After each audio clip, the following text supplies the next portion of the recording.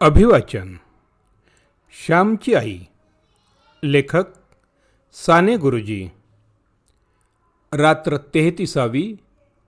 गरिबांचे मनोरथ भाग 2. अभिवाचक स्वर अनिल सोमणी. गरिबांचे मनोरथ भाग 2. आई, मी खरेच जाऊ का?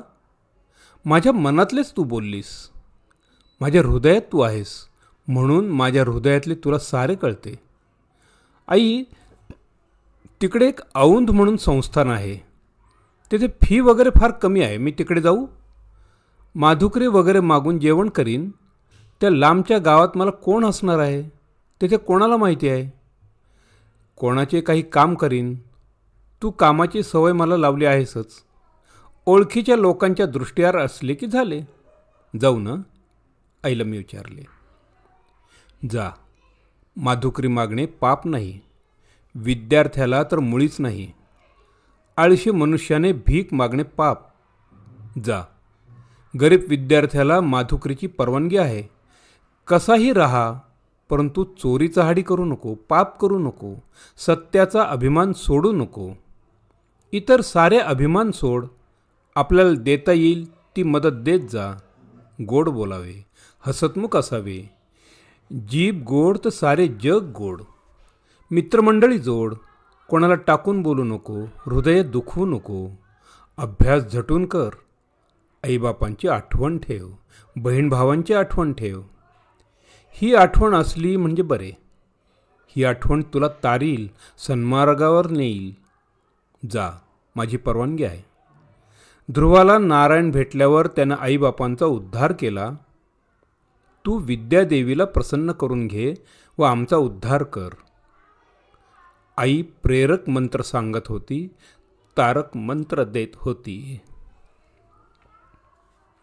आई, तू भाऊंची परवानगी मिळव, त्यांची समजूत घाल, मी सांगितले.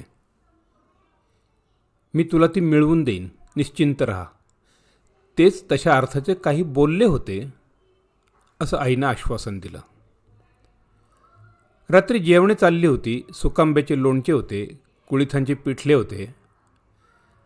म्हटले, श्याम दूर कोठेसा शिकायला जाऊ म्हणत आहे, जाऊ द्यावा त्याला. आई वडिलांना म्हणाली. कुठे जाणार? तेथेही पैसे पाठवावे लागतील. एक दिडकीही उचलून रोख देणे म्हणजे अशक्य झाले आहे. एका काळी या हाताने हजारो रुपये मोजले, परंतु याची आठवण कशाला? माझी मतीच चालत नाही. मी लाचार आहे. आज मुलांनी शिकू नये असे का मला वाटते? आपल्या होतकरू, बुद्धिमान, गुणी व कष्टाळू मुलांनी शिकू नये असे कोणत्या बापाला वाटेल? परंतु करायचे काय? असे वडील मोठ्या खेदानं म्हणाले. तो जाणार आहे, तेथेही पैसे पाठवावे लागणार नाहीत. तिथे शिक्षण म्हणे फुकट असते. तो माधुकरी मागणार आहे. फक्त जाण्यापुरते 10 रुपये त्याला द्यावे लागतील, म्हणजे झाले. आई म्हणाली, काही हरकत नाही. स्वतःच्या हिमतीवर कुठेही शिकू दे. नोकरीच धर असे काही माझे सांगणे नाही. फक्त मी शिकवायला असमर्थ आहे, एवढेच. माझा आशीर्वाद आहे, वडील म्हणाले. आमची जेवणे झाली. मी आईजवळ बोलत बसलो होतो. आई, मग अण्णा जाणार वाटते. लांब जाणार? लवकर परत नाही येणार? धाकटा पुरुषोत्तम आईला विचारित होता. हो बाळ, तो शिकेल व मग तुम्हाला शिकविल. तुम्हाला शिकविता यावे म्हणून तो लांब जात आहे. आई त्याची समजूत घालीत होती. शेवटी औंध संस्थानात जायचे ठरले. वडिलांनी शुभ दिवस पाहिला. जसजसा तो दिवस जवळ येत होता, तसतशी माझ्या हृदयाची कालवाकालव होत होती. आता मी थोडाच आईला भेटायला वरचेवर येणार होतो. इतके दिवस तिच्याजवळ होतो. पाखरू कंटाळले की भुर्रकन आईजवळ उडून येत होते. परंतु आता ते दूर जाणार होते. आईला मदत करायला, तिची कृपादृष्टी लाभायला मी शनिवारी रविवारी सुद्धा घरी यावयाचा. पण ते भाग्य आता नाहीसे होणार होते. आता मोठमोठ्या सुट्टीतही मला घरी जाता आले नसते. पैशाशिवाय येणे जाणे थोडेच होणार. प्रत्येक ठिकाणी पैसे मोजावे लागणार. मला 10 रुपये देण्यासाठी वडिलांना किती ठिकाणी तोंड वेंगाडावे लागले. परंतु मी शिकण्यासाठी जात होतो. पुढे आईबापा सुख देता यावे म्हणून जात होतो. आईच्या सेवेला अधिक लायक होण्यासाठी जात होतो. हाच एक विचार मला धीर देत होता. डोळ्यातील पाण्याला थांबवीत तो परंतु मी दूर गेल्यावर आईला कोण, तिचे पाय सुट्टीत कोण चेपील? श्याम, तुझे हात कसे थंडगार आहेत. ठेव रे माझ्या कपाळावर. कपाळाची जशी लाही होते असे आई कोणाला सांगेल? तिची लुगडे कोण धुवील? जेवताना तिच्याबरोबर गप्पा मारून तिने 2 घास जास्त खावे म्हणून कोण खटपट करील? दळताना कोण हात लावील? खोपटीतील लाकडे तिला कोण आणून देईल? आई, मी थारोळे भरून ठेवतो असं म्हणून कोण म्हणेल? अंगण सारवायला शेण कोण आणून देईल? विहिरीवरून घागर कळशी कोण भरून आणील? मी घरी गेलो की आईला सारी मदत करायचा. परंतु आता केव्हा परत येईल याचा नेम नव्हता. परंतु मी कोण आईला सुख देऊ पाहणारा? मला कशाला त्याचा अभिमान? देव आहे, ती त्रिभुवनाची आई, तिला साऱ्यांची चिंता आहे.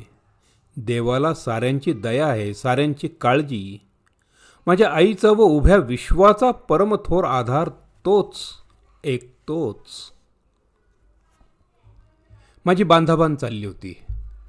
रात्रीची वेळी बैलगाडी निघावायची होती. आज रात्री जाणार. हो, जाणार. आईला सोडून जाणार. आईने 2 स्वच्छ गोधड्या काढल्या, 1 घोंगडी काढली. मी आईला म्हटले, घोंगडी कशाला मला? 1 तरट खाली घालीन, त्याच्यावर 1 गोधडी व दुसरी गोधडी पांघरायला. तुला थंडी भरून आली म्हणजे पांघरायला ही गोधडी असू दे, मला नको. अरे तू परक्या मुलखात चाललास, तिथे ना ओळख ना देख, आजारी पडलास, काही झाले तर असू दे बाळ, आमच्या इथे कसेही होईल, माझे ऐक. असे म्हणून ती घोंगडीही माझ्या वळकटीत तिने बांधली. मला थोडा चिवडा करून दिला. थंडीच्या दिवसात ओठ फुटू नयेत म्हणून कोकंब तेलाचा तुकडा दिला. आगबोट लागू नये म्हणून 4 आवळ्याच्या वड्या दिल्या. 4 बिब्बेही बरोबर असू देत असे म्हणाली व लोट्याच्या कोनाड्यातून तिने ते काढून आणले. माझी ममताळू कष्टाळू आई. बारीक सारीक गोष्टीतही तिचे लक्ष होते. रात्री 9 वाजताच गाडी येणार होती. कसे तरी जेवण उरकले. पोट आधीच भरून आले होते. आईने भातावर दही वाढले. थोडा वेळ गेला. गाडी आली. वडिलांनी सामान गाडीत नेऊन ठेवले. मी धाकट्या भावाला म्हटले, आता तू हट्ट करीत जाऊ नकोस. आईला तू मदत कर हो. बाळ, आईला आता तू. असे म्हणून मी त्याच्या पाठीवरून हात फिरविला. मी देवांना नमस्कार केला. आईने सुपारी दिली. ती देवांना ठेवली. नंतर वडिलांच्या पाया पडलो. त्यांनी पाठीवरून हात फिरविला. ते काही बोलू शकले नाहीत आणि आईच्या पायांवर डोके ठेवलेत व ते पाय अश्रूंनी भिजले. आईने चुलीतला अंगारा आणून लावला. शेजारच्या जानकी वहिनींकडे गेलो व त्यांच्या पाया पडून म्हटले, माझ्या आईला जपा, आजारीपणात मदत करा. जा हो श्याम, आम्ही आहोत, आईला काळजी नको करूस. त्या म्हणाल्या. पुन्हा आईजवळ आलो. सांभाळ, ती म्हणाली. मी मानेनं हूं म्हटलो. निघालो. पुन्हा पुरुषोत्तम जवळ येऊन मला झळंबला. पुन्हा त्याला मी पोटाशी धरले. शेवटी दूर केले. मी गाडीत बसलो. वडील पायांनी पाठीमागून येत होते, कारण गणपतीच्या देवळाजवळ मला उतरावयाचे होते. तिठ्याजवळ गाडी थांबली. मी व वडील देवदर्शनास गेलो. गणपतीला नमस्कार केला. त्याचे तीर्थ घेऊन डोळ्यांना लाविले. त्याच्या चरणीचा शेंदूर कपाळी लावला. माझ्या मायबापांना जप असे देवाला सांगितले. पुन्हा एकदा वडिलांच्या पाया पडलो. जप हो बाळ, सांभाळ, ते म्हणाले.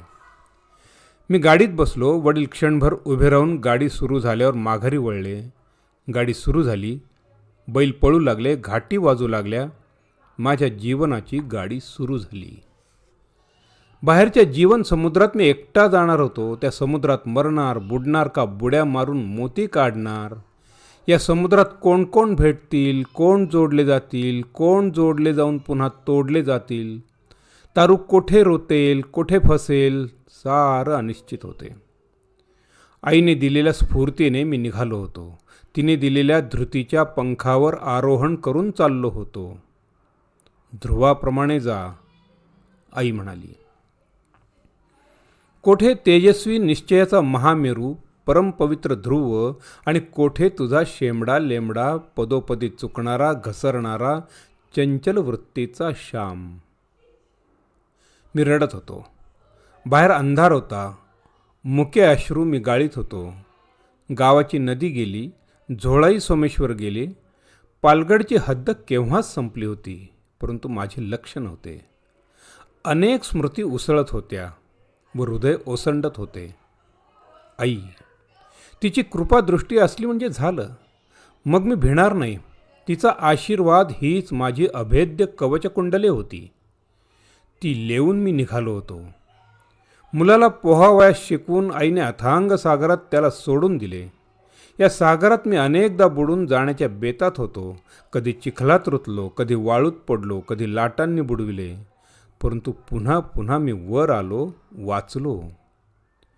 अजून सारे धोके गेलेलेच आहेत असे नाही. अजूनही धोके आहेत. परंतु ज्या आईच्या कृपेने आजवर तरलो, मरताना वाचलो, पडलेला उठलो, तिचीच कृपा पुढेही तारील.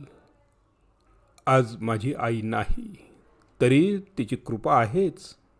आई मेली तरी तिची कृपा मरत नसते. तिचा ओलावा आपणास नेहमी आतून मिळतच असतो. धन्यवाद.